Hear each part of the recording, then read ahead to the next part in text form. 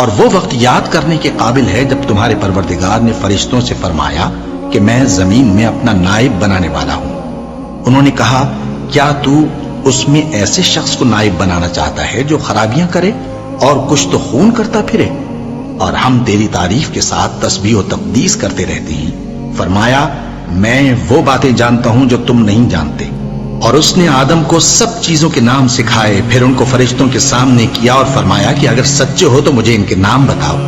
انہوں نے کہا تو پاک ہے، جتنا علم تو نے ہمیں بخشا ہے اس کے سوا ہمیں کچھ معلوم نہیں، بے شک تو دانا ہے، حکمت والا ہے۔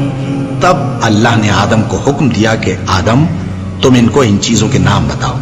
سو جب انہوں نے ان کو ان کے نام بتائے تو فرشتوں سے فرمایا کیا میں نے تم سے نہیں کہا تھا کہ میں آسمانوں اور زمین کی سب پوشیدہ باتیں جانتا ہوں، اور جو تم ظاہر کرتے ہو اور جو پوشیدہ کرتے ہو سب مجھ کو معلوم ہے۔ اور جب ہم نے فرشتوں کو حکم دیا کہ آدم کے آگے سجدہ کرو تو وہ سب سجدے میں گر پڑے مگر شیطان نے انکار کیا اور غرور میں آ کر کافر بن گیا۔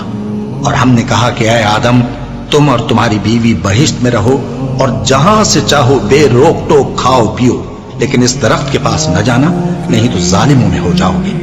پھر شیطان نے دونوں کو اس درخت کے بارے میں پھسلا دیا اور جس عیش و نشاط میں تھے اس سے ان کو نکلوا دیا۔ تب ہم نے حکم دیا کہ بہشت بری سے چلے جاؤ، تم ایک دوسرے کے دشمن ہو، اور تمہارے لیے زمین میں ایک وقت تک ٹھکانہ اور معاش مقرر کر دیا گیا ہے۔ پھر آدم نے اپنے پروردگار سے کچھ کلمات سیکھے اور معافی مانگی تو اس نے ان کا قصور معاف کر دیا۔ بے شک وہ معاف کرنے والا ہے، بڑا مہربان ہے۔